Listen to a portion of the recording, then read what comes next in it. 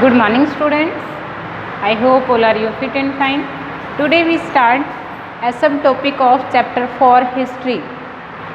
Our topic is climatic features of Indus Valley. यानी कि Indus valley के climatic features के बारे में हम पढ़ेंगे, यानी कि जलवायु. What do you mean by climatic features? यानी जलवायु कैसी है वहाँ की, किस प्रकार का वहाँ का इन्वायरमेंट है. तो स्टूडेंट्स, फर्स्टली वहाँ की जो क्लाइमेटिक कंडीशन है वो वार्म एंड मॉइस्ट है, जो कि सूटेबल है सेटलमेंट के लिए.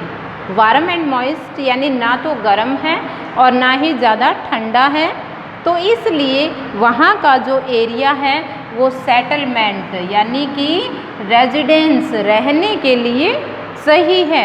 Secondly the soil is also fertile, that's why it is suitable for agriculture. यानी कि वहाँ की सोइल जो है वो फर्टाइल है, यानी उपजाऊ है वहाँ की सोइल. इसलिए वो जो इंडस वैली की जो एरियाज़ हैं वो रहने के लिए और उसमें एग्रीकल्चर खेती करने के लिए वो एरिया जो है अच्छा है, सूटेबल है. Second is architectural features of Harappan civilization. यानी कि हारपन सभ्यता, सिविलाइजेशन मीन्स सभ्यता. जो हारपन सभ्यता है उसके आर्किटेक्चरल यानी कि स्थापत्य कलाओं के बारे में वहाँ की क्या फीचर्स हैं. Firstly town planning. पहला क्या है?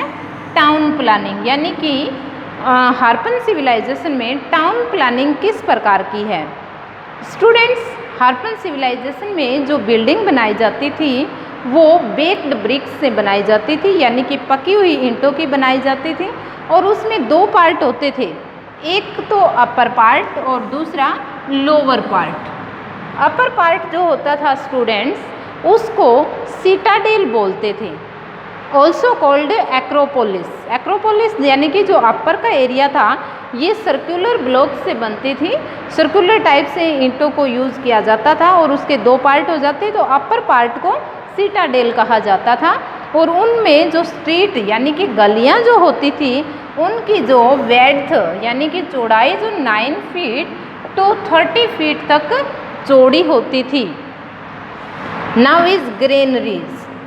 स्टूडेंट, एज जैसा कि हम नाम से पता कर सकते हैं कि जो ग्रेनरीज है यानी कि ग्रेन्स, बीज भंडार जिसको हम गोडाउन कहते हैं.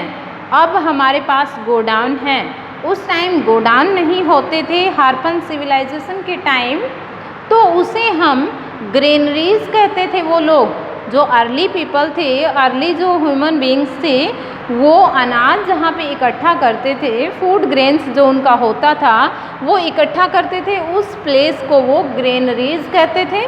ये भी सर्कुलर होती थी एंड इसका जो साइज़ होता था वो 46 फीट इंटू 19 फीट होता था.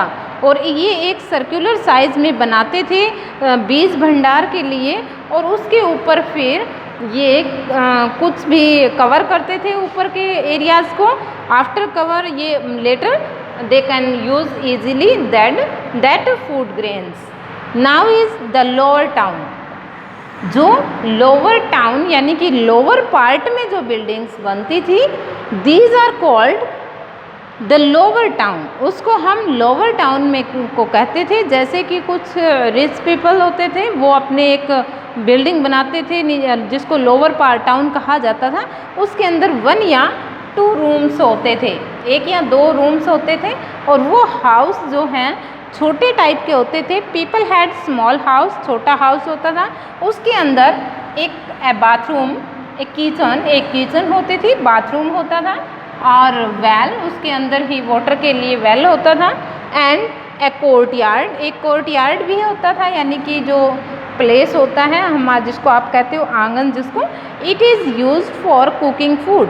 और ये जो एक आंगन के टाइप का जो प्लेस होता था उसको कोर्टयार्ड कहते थे और उसी के अंदर ही भोजन पकाया जाता था।